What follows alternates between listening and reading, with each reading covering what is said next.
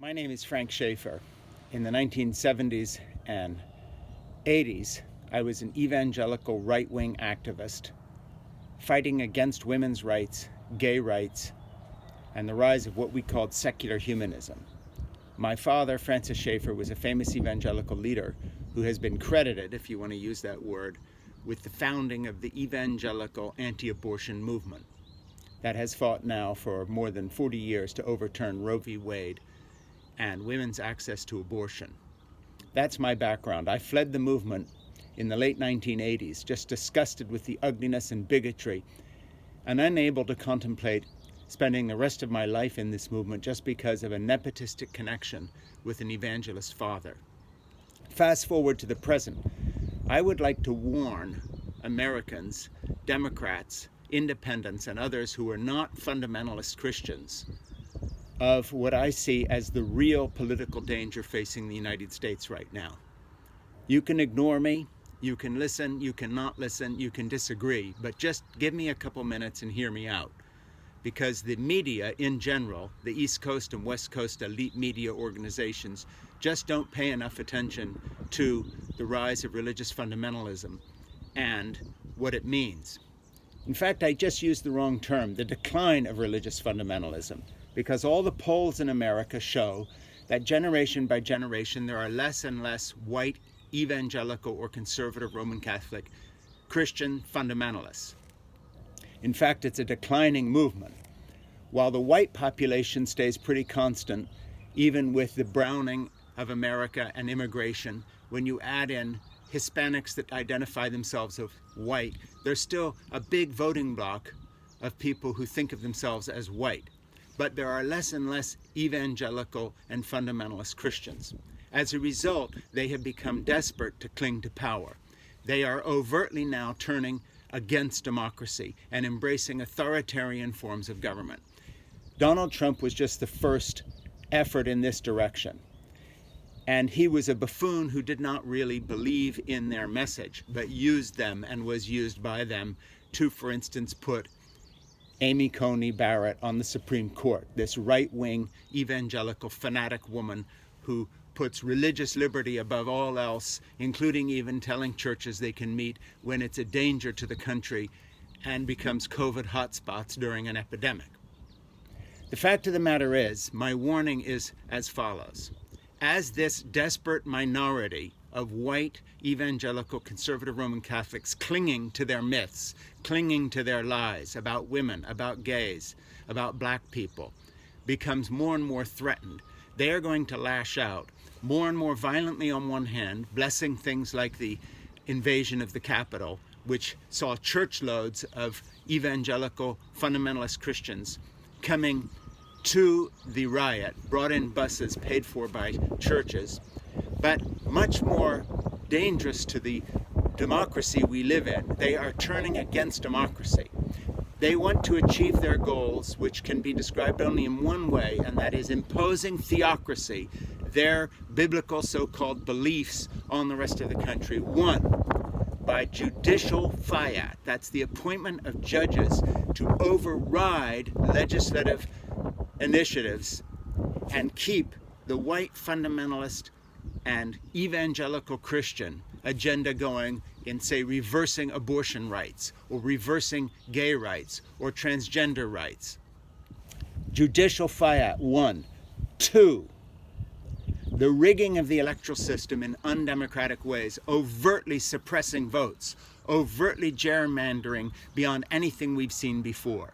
This is the agenda of the white evangelical in America today. This is the agenda of the fundamentalist right as it loses numbers and watches its share of the population decline to hang on to power, to hang on to its so-called biblical absolutes, its theocratic absolutes. They are going to subvert American democracy. This is no longer just being whispered. This is overt. There are lectures being given in places like Hillsdale College, this far-right evangelical Roman Catholic think tank for subverting democracy, overtly calling for the overthrow of democracy, saying that those who don't agree with these fundamentalist principles are not real Americans and don't deserve the vote. It isn't just racism. The media looks in the wrong place. They talk about race as if somehow all of this can be explained as racism. It can't. They talk about economic decline as if somehow this can all be explained by working class Americans in the Rust Belt losing jobs. They're looking in the wrong place. Look at religious fundamentalism instead. And let's just say it. Evangelical white Christians and the fundamentalist movement trying to cling to power through non-democratic means are the enemy of democracy. They are the enemy of the United States of America. We have within us now a shrinking, desperate, angry minority who are going to rig the system in their favor to push a moralistic agenda on the rest of us. And they will use any means possible. Any means possible. And I mean exactly what that says. From violent means, like kidnapping a governor they disagree with, to politicizing the wearing of face masks or getting a vaccine, things that endanger other Americans to keep their level of anger going on Fox News and the others that support their regime, to the overt subverting of democracy as happened in Georgia. Look at all the red states, they have high populations of evangelicals. Look at all the blue states, they are the ones with the least evangelical and conservative Roman Catholic right-wingers. That is not an anomaly, that is not a coincidence, that is the fact. Again, two methods.